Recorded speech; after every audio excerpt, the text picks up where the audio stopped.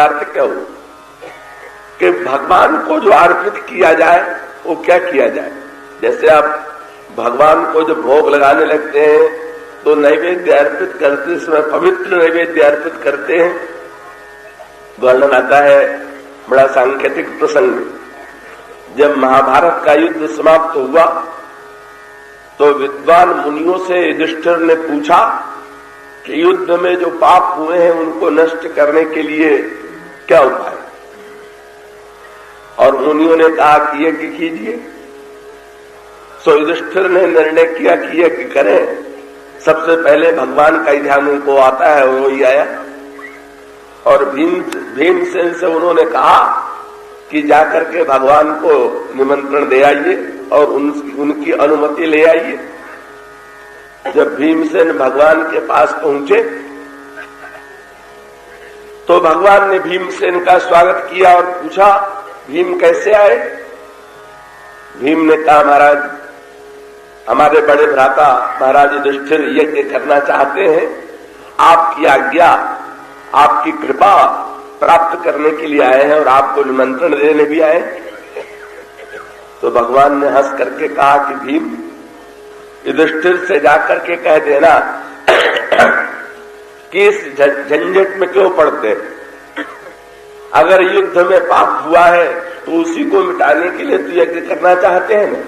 हाँ, तो भगवान ने कहा युधिष्ठिर से जाकर के कह दो कि सारा पाप जो है संकल्प करके मुझे दे दे और यज्ञ आदि करने की कोई आवश्यकता नहीं। भीम ने बहुत बढ़िया विरोध किया। भीम ने कहा, महाराज मैं तो महाराज युधिष्ठिर के पास ये प्रस्ताव लेके नहीं आऊंगा, लेके नहीं जाऊंगा। क्यों? उन्होंने मीठा व्यंग्य करते हुए कहा कि महाराज मैंने शास्त्रों में सुना है कि आपको जो कुछ दिया जाए उसको कई गुना करके लौटाते हैं। कहीं उन्होंने पाप दिया और आपने कई गुना करके लौटाया तो अनर्थ ही हो जाएगा। इसलिए अच्छा यही होगा कि पहले यज्ञ के द्वारा पाप नष्ट करके पुण्य प्राप्त करें और वो पुण्य आपकी सेवा में अर्पित कर दें तो ठीक होगा। ये तो उनका विनोद था। ऐसा नहीं कि भगवान जो है वो पाप को कई गुना करके लौटावे, पर इसका अभिप्राय ये है कि अपने प्रिय को जब कोई वस्तु खिलाने लगते हैं तो सात्विक हो, पवित्र हो, स्वास्थ्य के लिए अच्छा हो। और इसका अर्थ है कि भगवान को अर्पित करना है तो झूठी वस्तु क्या अर्पित करें, अपवित्र वस्तु क्या अर्पित करें। बाली ने कहा, महाराज ये शरीर भी भोगों के कारण अब झूठा हो गया, इसलिए अब इसे हम आपको अर्पित नहीं करेंगे।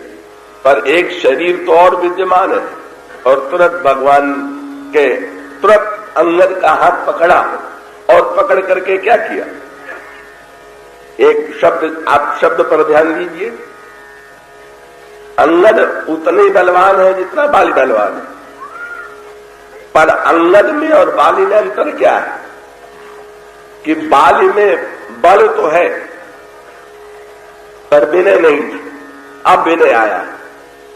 पर अंगद की विशेषता क्या है, जब हाथ पकड़ा के देने लगा तो कह दिया, यह तनय मम सम, ये पुत्र मेरी तरह मेरे बराबर। भगवान ने हंस करके कहा कि बल में, बोले नहीं बल में बाद में, पहले किसमें। बोले यह तनय मम सम विनय बल, बोले मुझमें बल पहले था विनय तो बाद में आया, पर इनमें विनय पहले और बल बाद में।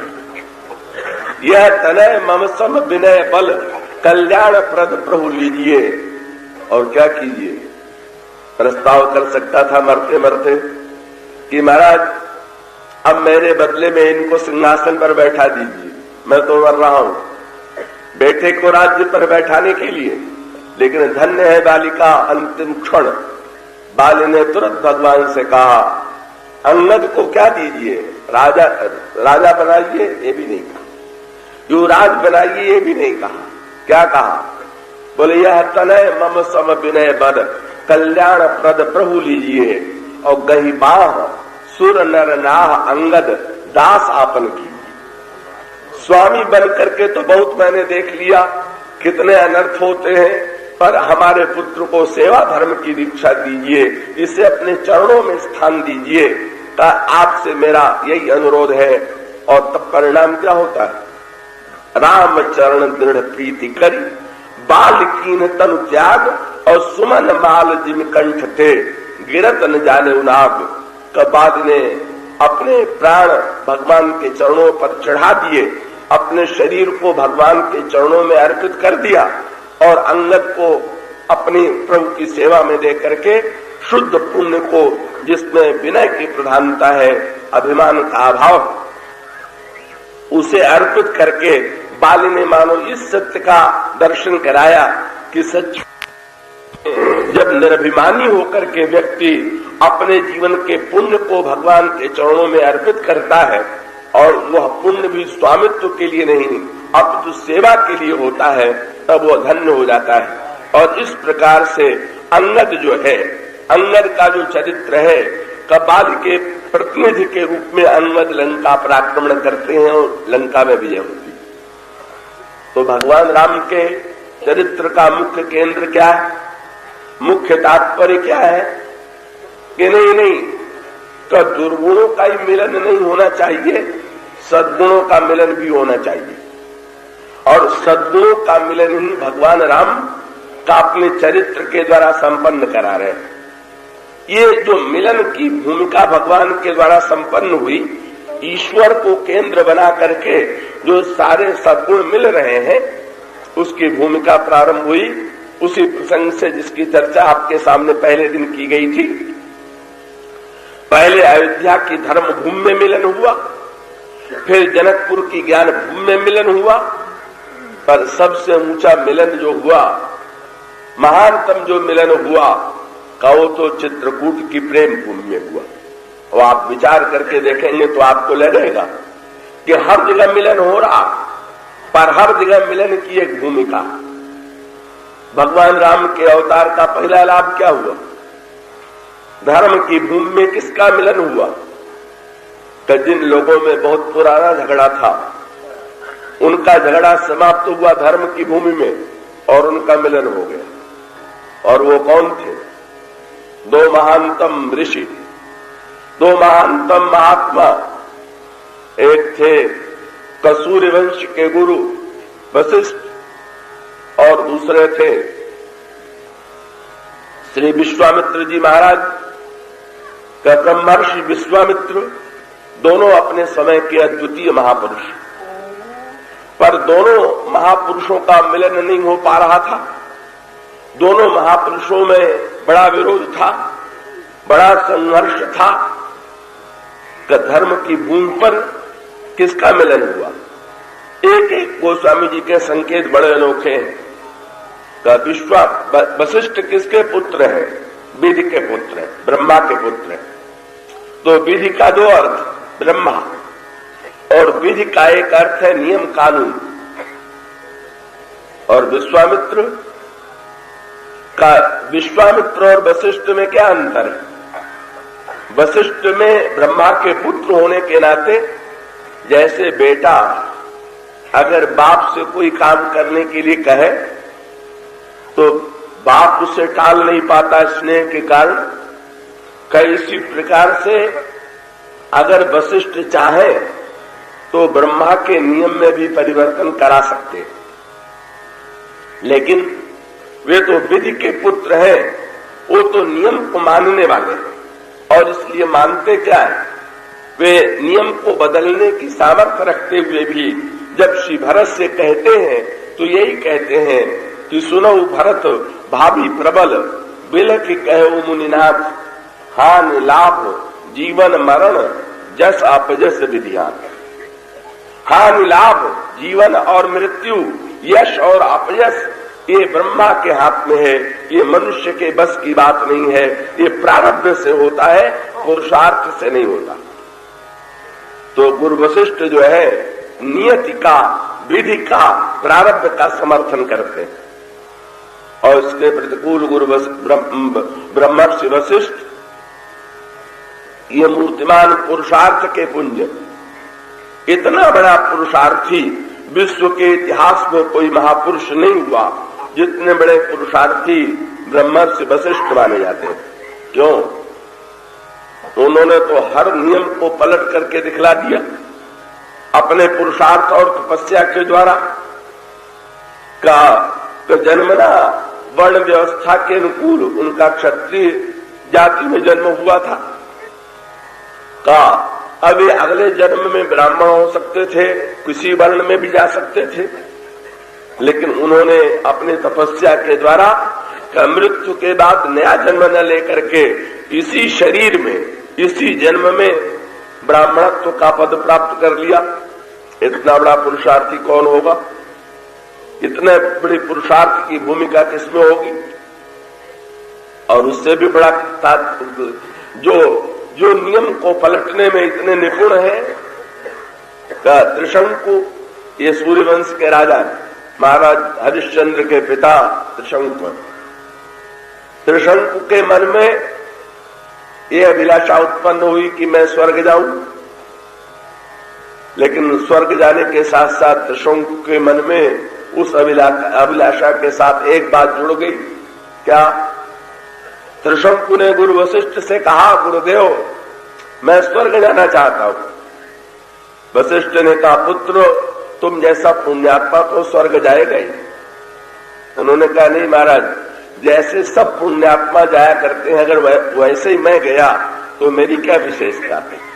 तब उन्होंने कहा, मैं तो सशरीर जाना चाहता हूं। इसी शरीर को छोड़ करके तो बहुत से लोग स्वर्ग जाते हैं, पर मैं तो इसी शरीर को लेकर स्वर्ग जाना चाहता हूं। वशिष्ठ जी विधि के पुत्र थे।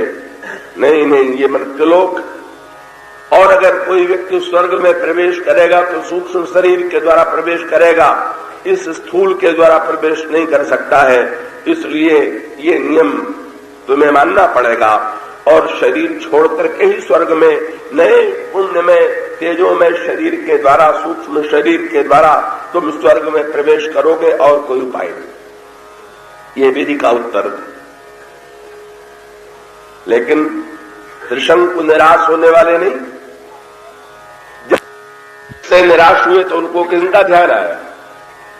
तुरंत विश्वामित्र का ध्यान आया, और उन्हें मालूम था कि विश्वामित्र और वशिष्ठ में बड़ा झगड़ा। तो बोले बस अब इसी समय काम बनाने का उपाय यही है कि अब विश्वामित्र की शरण ले। और महर्षि विश्वामित्र की शरण जब ले लिया तो महर्षि विश्वामित्र ने पूछ दिया कि तुम्हारे गुरु तो वशिष्ठ हैं, क्या तुमको सशरीर स्वर्ग भेजने के लिए तैयार नहीं है?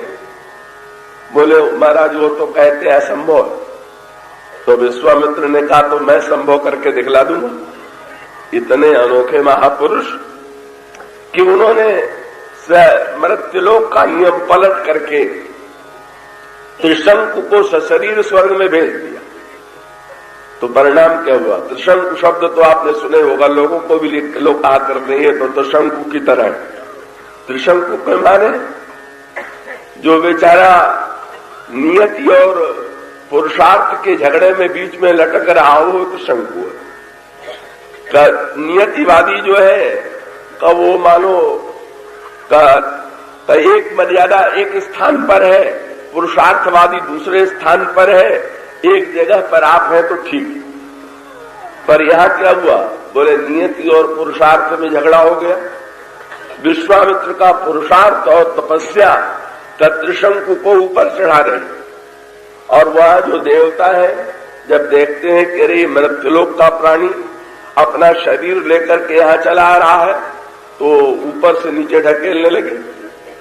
और जब गिरने लगा त्रिशंकु तो उसने पुकार करके कहा, बोले महाराज आपने अच्छा स्वर्ग भेजा, अब तो हम गए तो थे ऊपर सिर करके, अब सिर के बल नीचे गिर रहे हैं, अब मेरा पतन होने वाला। और तब विश्वामित्र जी ने तुरंत अपनी तपस्या के प्रभाव से कहा, वही रुक जा। वही रुक गया। पर बेचारा त्रिशंकु कहने लगा, महाराज कब तक इस तरह से उल्टे लटके रहेंगे? तो विश्वामित्र ने कहा कि अगर उस स्वर्ग में तुम्हें प्रवेश नहीं मिलता है तो तुम्हारे अकेले के लिए मैं नए स्वर्ग का निर्माण कर दूंगा। और सचमुच उनमें इतनी तपस्या थी कि वे नया स्वर्ग बना सकते थे, नई सृष्टि बना सकते थे, बनाने भी लगे। वो तो देवताओं ने आकर के बहुत पैर वैर पड़ के मनाया विश्वामित्र जी को, तब कहीं जाकर के वे माने, नहीं तो नया स्वर्ग बना के छोड़ते। इतने बड़े पुरुषार्थी महात्मा। तो पुरुषार्थ जीवन में चाहिए कि प्रारब्ध जीवन में चाहिए? हम नियतिवादी बने कि हम पुरुषार्थवादी बने? तो अगर दोनों लड़ते रहेंगे तो परिणाम क्या होगा कि दोनों की लड़ाई में व्यक्ति बेचारा जो है त्रिशंकु की तरह का उल्टे सीधे लटकते ही रह जाएगा, न इधर जा पावेगा न उधर जा पावेगा। तब दोनों में समझौता होना चाहिए, दोनों में मिलन होना चाहिए। और तब ये मिलन किसने कराया? भगवान राम के अवतार में। और उसका अर्थ क्या हुआ कि अगर कोई पूछे, अगर कोई प्रश्न करे कि भाई आप नियतिवादी हैं कि पुरुषार्थवादी, तो सच्चा धर्म यही है कि ये कह दीजिए कि हम तो ईश्वरवादी हैं, न नियतिवादी न पुरुषार्थवादी। और इसका अर्थ ये है कि ईश्वर जो है का दोनों के, उन दोनों का संचालक कौन है? का नियति का भी नियंता जो है ईश्वर है, और पुरुषार्थ के लिए जो शक्ति देगा वो कौन देगा? आप पुरुषार्थ जो करेंगे, पुरुषार्थ करने के लिए भी तो सामर्थ्य चाहिए, तपस्या के लिए भी तो सामर्थ्य चाहिए। और अगर ये सामर्थ्य अगर आप विचार करके देखें तो इसको सामर्थ्य देने वाला भी ईश्वर ही है। और इसका अर्थ क्या कि दोनों का केंद्र जो है, लगता तो यह है कि दोनों लड़ रहे हैं, पर इन दोनों की लड़ाई तभी तक दिखाई देती है जब तक ईश्वर की ओर ध्यान नहीं जाता। और जहां ईश्वर की ओर ध्यान चला जाता है, पता चल जाता है कि नहीं भाई, वो स्वामी जी ने कहा न, काल कर्म गति अगति जीव की सब हरि हाथ तुम्हारे। महाराज सारा खेल तो आपके हाथ में है, ये जितनी बाजी है ये सब आपकी फैलाई हुई है। आप एक और प्रारब्ध का खेल कर देते हैं और दूसरी ओर आप पुरुषार्थ का खेल कर देते हैं। यही खेल तो चल रहा। इसलिए आप देखेंगे कि भगवान शंकर के चरित्र में यही समन्वय आपको मिलेगा। सती जी के हृदय में मोह हुआ तो मोह मिटाने के लिए शंकर जी चेष्टा करते हैं, पर प्रयास करने के बाद भी, पुरुषार्थ करने के बाद भी शंकर जैसा समझाने वाला, भगवान शंकर जैसा महान साक्षात ईश्वर, और वो सती जी को समझा रहा है और सती जी के समझ में नहीं आ रहा। क्या लगा? गोस्वामी जी ने कहा, शंकर जी ने निर्णय कर लिया। क्या निर्णय किया? बोले अच्छा, जो होना होगा का वही होगा। और इसका अर्थ है प्रारब्धवादी। पहले पुरुषार्थ किया, का बाद में चले गए, जो होना होगा होगा। लेकिन सच में विचार करके देखिए तो शंकर जी कहां पहुंचे? बोले ना प्रारब्ध न पुरुषार्थ। शंकर जी का जो एक वाक्य है वही समझने योग्य है। क्या? वो स्वामी जी ने कहा, होई है सोई जो राम रचि राखे। काहे को हम चक्कर में पड़े? श्री राम ही दोनों के नियंता है, जैसा वो समझेंगे वैसा करेंगे। और यही श्री राम को केंद्र बनाने से मिलन हुआ करता। और आप देखेंगे सचमुच भगवान राम का अवतार हुआ अयोध्या के धर्म भूमि में, और इसी धर्म भूमि में का वशिष्ठ और विश्वामित्र ऐसे मिले, ऐसा बढ़िया मिलन हुआ कि पहले भी कभी कभी मिलते थे, पर या तो विवाद में मिलते थे या मिलते थे तो तब भी मन में कोई न कोई भाव बना रहता था। लेकिन ऐसा बढ़िया मिलन हुआ कि फिर उस मिलन के बाद कभी वियोग नहीं हुआ, दोनों में दूरी नहीं आई, दोनों में विरोध नहीं हुआ। और भगवान राम से अगर कोई पूछ दे कि आप प्रारब्ध के समर्थक हैं कि पुरुषार्थ, तो भगवान राम कितने कौतुकी हैं। बोले उन्होंने दोनों को समान पद दे दिया। क्या? दोनों को गुरु ही बनाया। बोले एक को भी छोटा पद मिलेगा तो लोग समझ लेंगे कि यही श्रेष्ठ है। बोले नहीं नहीं, दोनों श्रेष्ठ हैं, और दोनों श्रेष्ठ हैं और दोनों को समान पद प्राप्त है, दोनों मिलाने वाले। और इसका अर्थ क्या हुआ? बोले जब तक अयोध्या की भूमिका है तब तक गुरु वशिष्ठ की प्रधानता, पर जब पुरुषार्थ की भूमिका प्रारंभ होगी तो विश्वामित्र की प्रधानता लोक मंगल के लिए, और इन दोनों का समन्वय अपेक्षित है। परिणाम क्या हुआ? का वशिष्ठ और विश्वामित्र के मिलन के माध्यम से धर्म भूमि की महान भूमिका संपन्न हुई। वशिष्ठ और विश्वामित्र जी का झगड़ा समाप्त हो गया। और अब पहले भी इसी वंश के एक राजा के लिए स्वर्ग निर्माण करने का प्रयास विश्वामित्र ने किया था, पर स्वर्ग निर्माण करते समय भी मन में वृत्ति ये थी कि वशिष्ठ को नीचा दिखलाना है कि जो काम तुम नहीं कर पाए हमने करके दिखा दिए। पर जब दोनों गुरु मिल गए तब क्या हुआ? बोले अब एक को स्वर्ग नहीं भेजना, तब बोले सारे संसार के जीवों के लिए राम राज्य के रूप में स्वर्ग को यहीं उतार देना। स्वर्ग की अपेक्षा भी कोटि गुणित श्रेष्ठ जो भगवान राम का राज्य है, बोले स्वर्ग यहीं उतरा है, और वो स्वर्ग प्रत्येक व्यक्ति को प्राप्त हो, केवल त्रिशंकु को ही न मिले। ये महानतम कार्य जो है संपन्न कब हुआ? ये महानतम कार्य तब संपन्न हुआ जब वशिष्ठ और विश्वामित्र का मिलन हुआ। अब भगवान राम को गुरु वशिष्ठ ने अस्त्र और शस्त्र और शास्त्र दोनों की शिक्षा दिया, पर भगवान राम को आगे लाने का कार्य जो है वो महर्षि विश्वामित्र के द्वारा संपन्न होता है। वशिष्ठ जी के मन में ये बात नहीं आती है कि शिक्षा तो मैंने दिया और सामने लाने का श्रेय इनको प्राप्त हो जाए। नहीं नहीं, बड़ी प्रसन्नता से दशरथ जी से अनुरोध करते हैं और श्री राम को दिलवा देते हैं, और तब ये महान मिलन संपन्न हो गया। ये धर्म भूमि का मिलन, और इसके पश्चात फिर जनकपुर में मिलन हुआ, ज्ञान भूमि का मिलन। यहां तो ऐसा मिलन का खेल प्रारंभ हुआ कि वो तो विश्वामित्र जी के साथ जो ही भगवान राम चले मिलन प्रारंभ हो गया। किसका? बोले पहले तो अहिल्या और गौतम का मिलन हो गया, और अहिल्या और गौतम का मिलन होने के पश्चात फिर जनकपुर की ज्ञान भूमि में एक अद्भुत मिलन। लेकिन अगर पूर्ण मिलन कोई करा सकता है तो धर्म और ज्ञान की अपेक्षा भी जो सबसे महानतम मिलन होता है वो कहाँ होता है? चित्रकूट की प्रेम भूमि में। और इसका अर्थ है कि धर्म के मिलन में भी चाहे कुछ दूरी बनी रहे, विचार के द्वारा मिलन होने पर भी चाहे कुछ दूरी बनी रहे, पर अगर सब में प्रेम उमड़ पड़े तो समझ लेना चाहिए कि यहां मिलन की पराकाष्ठा। और आप चित्रकूट में देखेंगे ऐसा मिलन हुआ क्या जो संकेत किया गया था।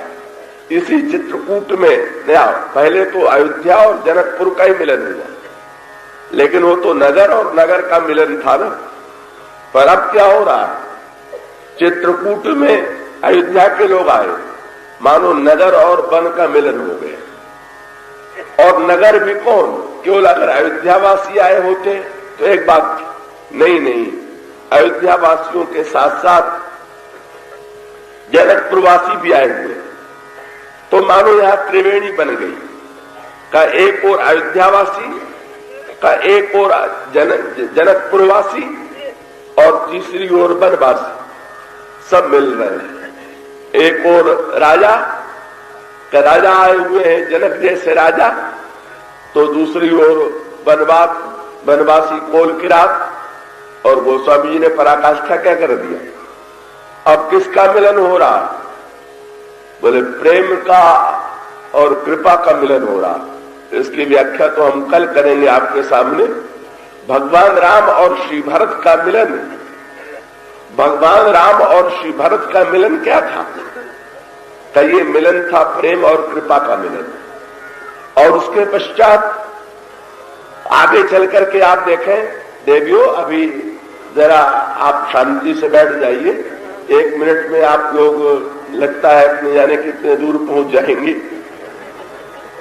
का प्रेम और कृपा का मिलन क्या अर्थ है, श्री भरत और भगवान राम के मिलन का क्या अर्थ है, ये विचार करके देखिए। पर नहीं, प्रेम और कृपा ही का नहीं मिलन हो रहा का, उसके बाद फिर क्या होता है? शील सिंधु जा रहे हैं किससे मिलने के लिए? विवेक सिंधु से। पहले प्रेम समुद्र और कृपा समुद्र मिले, फिर विवेक समुद्र और शील समुद्र मिले, और इसकी पराकाष्ठा क्या है? बोले भाई ये मिलन न तो अयोध्या में हो पाया, न जनकपुर में हो पाया, चित्रकूटे में मिलन हो पाया। और ये मिलन किसका था? बोले जब गुरु वशिष्ठ और निषाद का भी मिलन हो जाए तब मिलन की पराकाष्ठा। ये मिलन जो है केवल प्रेम की भूमि में होगा, न तो धर्म की भूमि में होगा, न तो ज्ञान की भूमि में होगा। ये मिलन कैसे कि ये विनय और विवेक का मिलन, शील और विवेक का मिलन, कि कृपा और प्रेम का मिलन, ये प्रेम की भूमि में कैसे संपन्न होता है, इसकी चर्चा मैं कल प्रारंभ करूंगा। आज इतना ही बोलिए। सिया